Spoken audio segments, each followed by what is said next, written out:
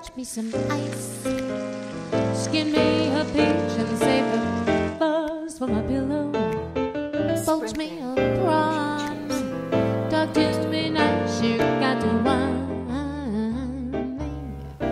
Anytime I'm getting hungry, peel me a grape. I'm Laura Bonicelli, and we are cooking with Italian style. It's not always fast, it's not always easy, and it's not always Italian. We use the freshest and finest ingredients that we can find and afford, and we not only savor the meals we make, we savor making them. That is cooking with Italian style. This week we're making a spicy jambalaya with peppers, rice, tomatoes, chicken, shrimp, and andouille sausage. It's spicy, hot, and absolutely delicious, and you make it in one pot. Let's get cooking.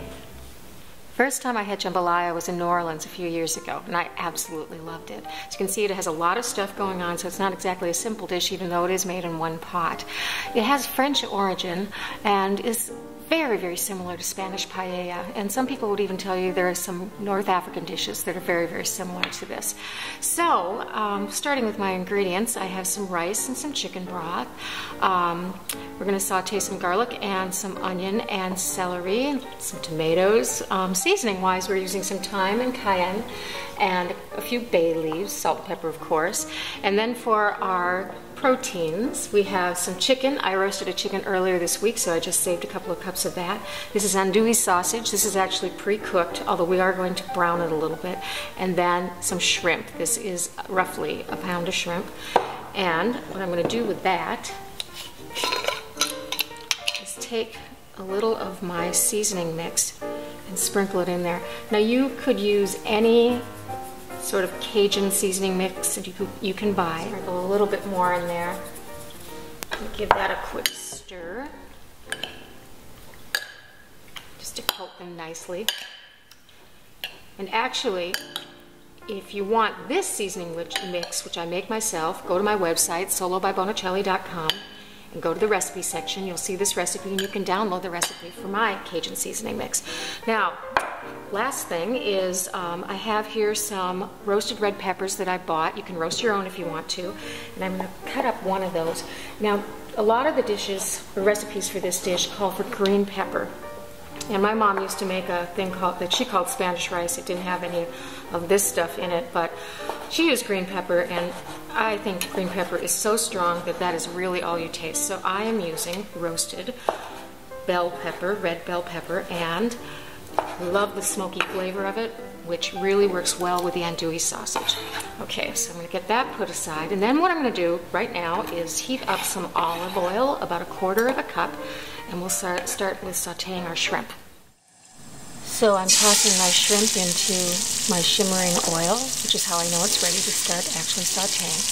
The goal of this is not only to seal the shrimp so that the juices stay inside, but it's also to start the flavor base for the entire dish by getting some of that seasoning into the oil that we're going to be using to saute everything else that goes into it. Just turn these around a little bit. And you'll see they'll start to turn pink and curl up, and then you know they are ready. But we don't want to cook them all the way through. Okay, I'm going to get a slotted spoon. Last one here. Alright, we'll lift these out of here and use the same oil to brown our andouille sausage. So again, I think that this is pre-cooked. We wouldn't have to do this, but anytime you saute something, it intensifies the flavor a little bit, and also, again, it's flavoring the oil. So this will go just a couple of minutes. Okay, now to that I'm adding a couple of cloves of chopped garlic, 2 cups of yellow onion chopped, and 1/2 cup of celery. And there is 1 chopped red bell pepper, 1.5 teaspoons of thyme, fresh thyme, and I'm going to dump in my chicken. This looks like about 1.5 cups. I thought I had about 2 cups, but this is just fine. And give that a nice stir. Okay.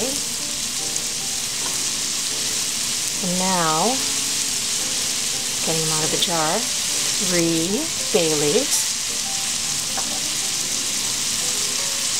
and 1/4 teaspoon of cayenne, and believe me, that's really plenty. We'll just let these saute. So that went for about 5 minutes, and now I'm adding in a couple of cups of grape tomatoes that are cut in half. We'll stir those around. Into that, I'm pouring in 4 cups of homemade chicken stock, which is just wonderful with this. Really makes a difference when it's homemade. Okay, and now salt and a little bit of pepper. We're building the layers of flavor. And I'm going to give that a stir and cover it and let it simmer for a good 20 minutes. Now you can see how much that's cooked down. And now I'm just getting my rice here. That's 1.5 cups of long grain rice. I'll get that stirred around, and then I'm going to basically simmer this for 15 minutes. So because we're making such a colorful dish, and because jambalaya is from New Orleans, we are going to make a crantini using one of New Orleans' favorites, Southern Comfort. So 1 ounce of Southern Comfort in a shaker full of ice to 2 ounces of cranberry juice. I don't want to drop that.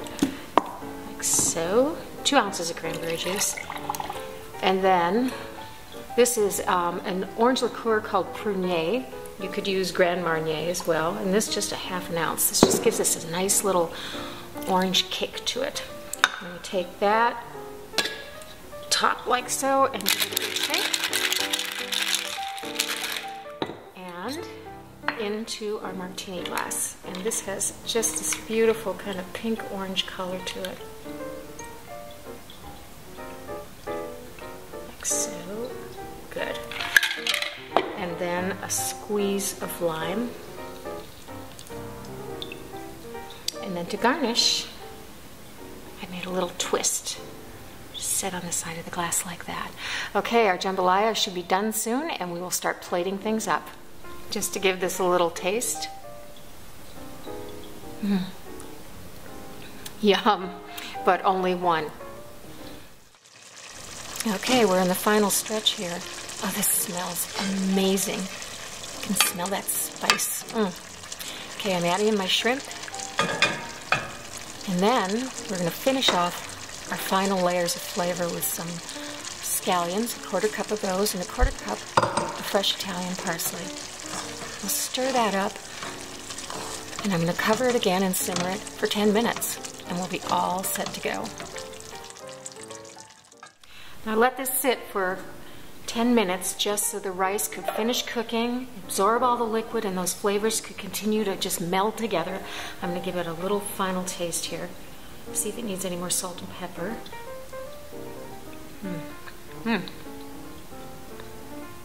No, it doesn't. It's great. Okay, so I'm going to just get this on my platter here.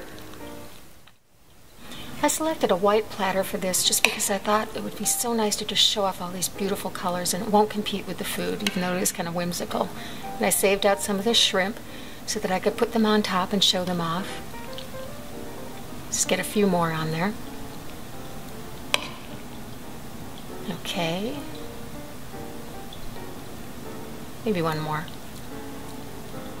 All right, and now we're going to garnish with a little fresh Italian parsley. Just beautiful. In New Orleans, they always have hot sauce on the table, so I'm going to serve this with a little side of sambal, my favorite hot sauce, just in case someone wants a little more heat. If you want these recipes and more, go to solobybonicelli.com and check under the recipe section. I really hope you enjoy making my jambalaya and cooking with Italian style. Buon appetito, and cheers.